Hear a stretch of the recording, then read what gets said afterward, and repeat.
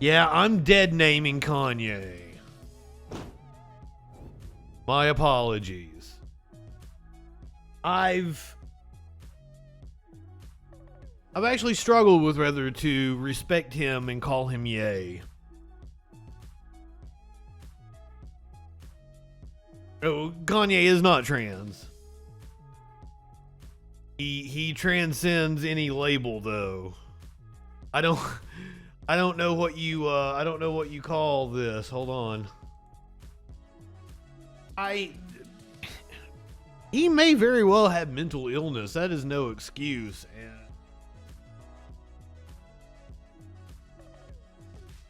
if that is true, then what does that say about all the people that have platformed him?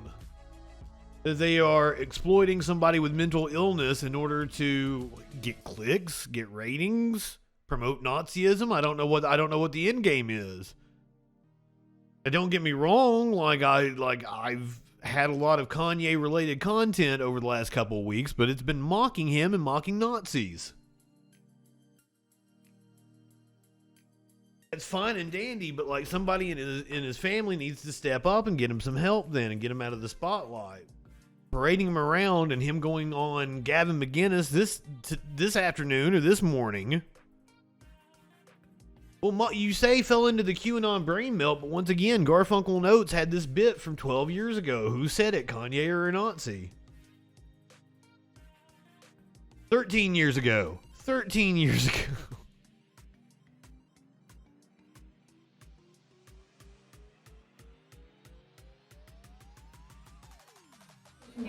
And we have a list of quotes, and half of them were said by Kanye West, and half of them were said by Hitler. And you have to guess who said which quote. And it's not that easy. This was 13 years ago.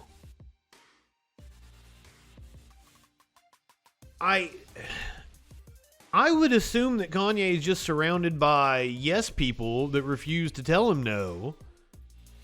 And anyone who has tried to help him, he's probably extricated, and that's why like he's surrounded by Milo and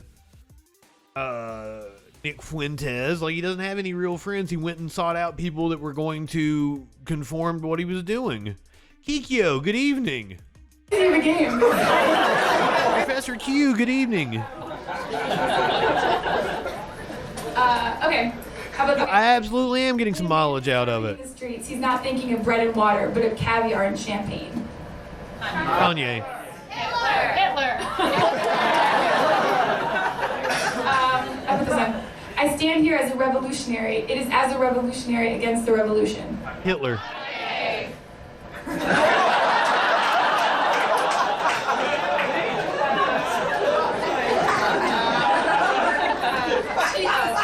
I might have to go back to war. I just might have to. Kanye. Kanye.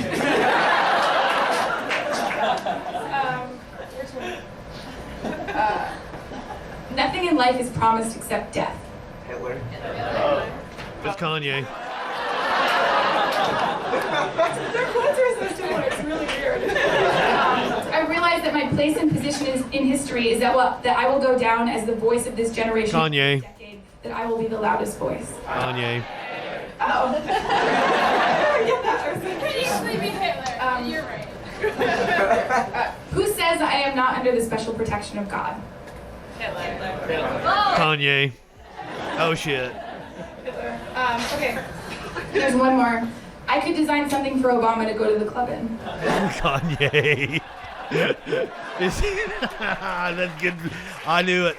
Just as soon as I said that, I was like, she's gonna hold up Hitler. Great ending to that bit.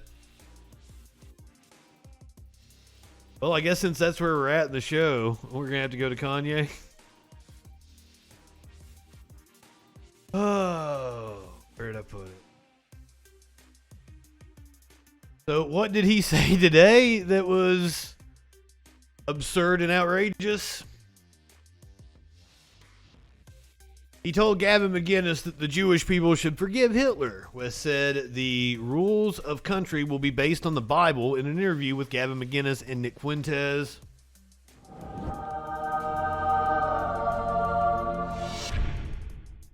someone on the far right nut job that probably had something to do with the power outage in North Carolina. Someone went on her page and had, I'm going to butcher the quote here, but it was something to the effect of, amazing how we can't tell the difference between Christians and meth heads now.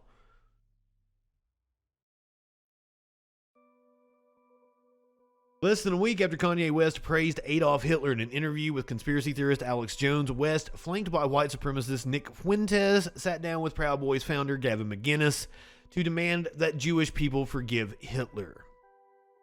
45-minute episode titled Saving Ye on the alt-right video platform Censored TV. I didn't know that was a thing. I'm going to go try to get put on Censored TV tonight. Opens with McInnis spouting off his desire to prevent Ye West from becoming an anti-Semite or a Nazi. Gavin McInnis, founder of the Proud Boys, trying to talk Ye down from being an anti-Semite or a Nazi. Kind of odd. Allow me to translate that for you. Don't so openly be a Nazi, Kanye. That's what Gavin McInnis is telling you. Don't so openly be a Nazi. Be more coded in your language.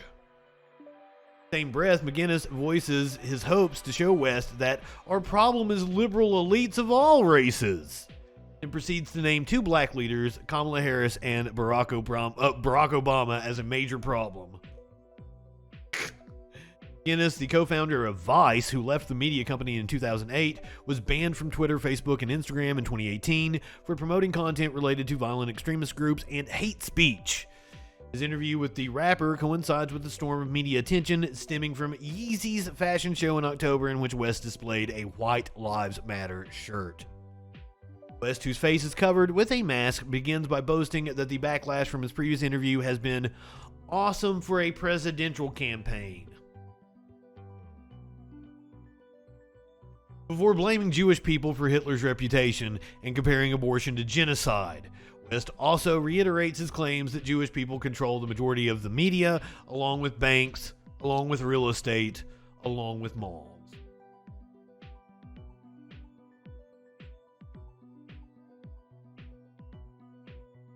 And yes, Jewish people do have an outsized representation in the banking industry. The reason why is because the Catholic Church banned Christians from loaning money for the longest time. The Jewish people didn't have a prohibition on loaning money. That's all it is. And that's the wildest thing, is that conspiracy theory goes back to basically an anti-Semitism, where Jews were banned from many parts of society, except because of this religious law, they were able to loan people money. So this was one of the few ways that Jews were able to make money historically. So even the anti-Semitic trope is related to past anti-Semitism. Christians being dickheads. Because of course.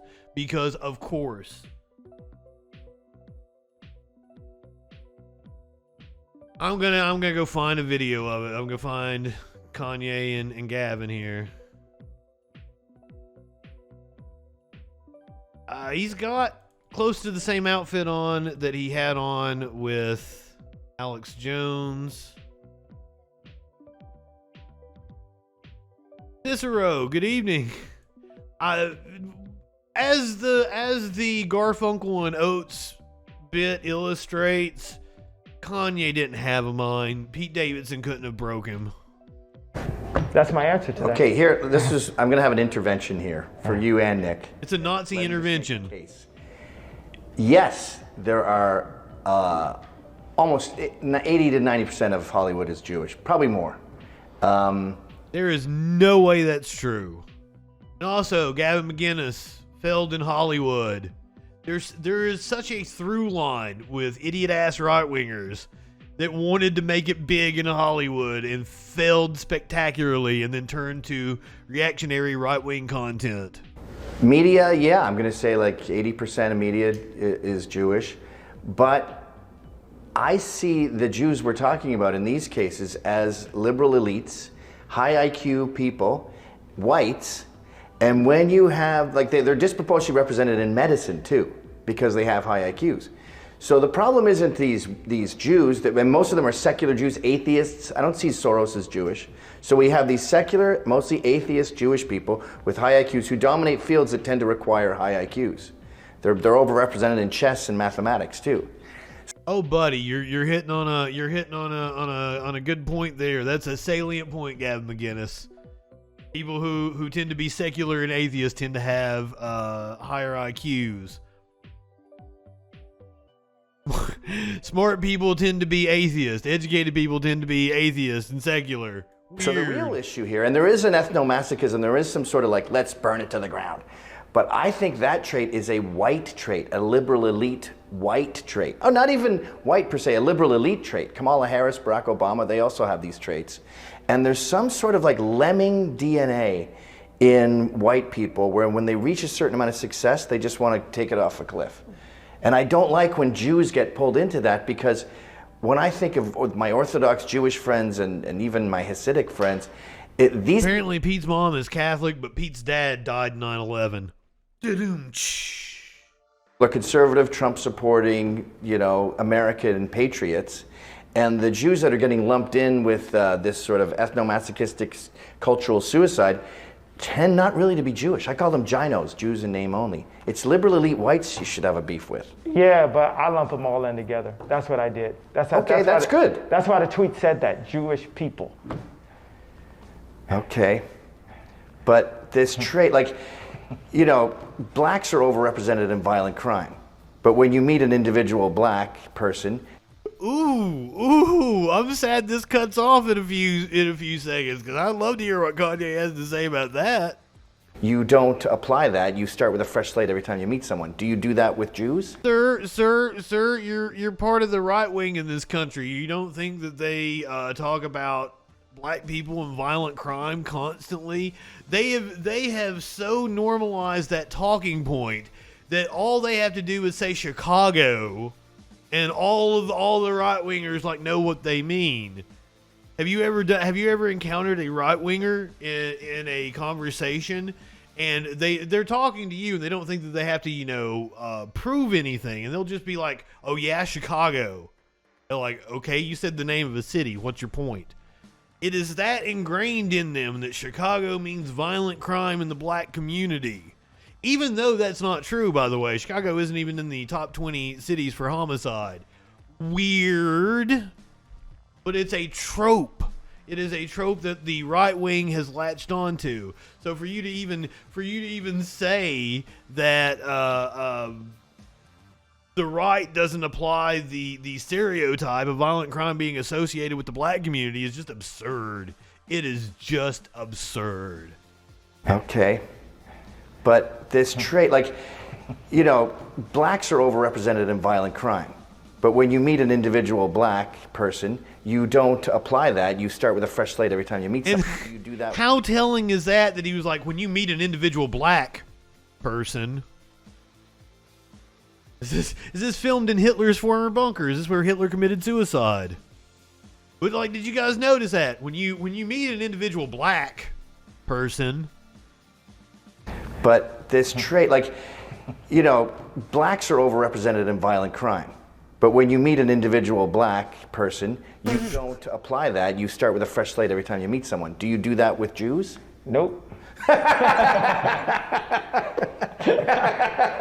Oh yes, let's laugh at that. That was so fucking funny.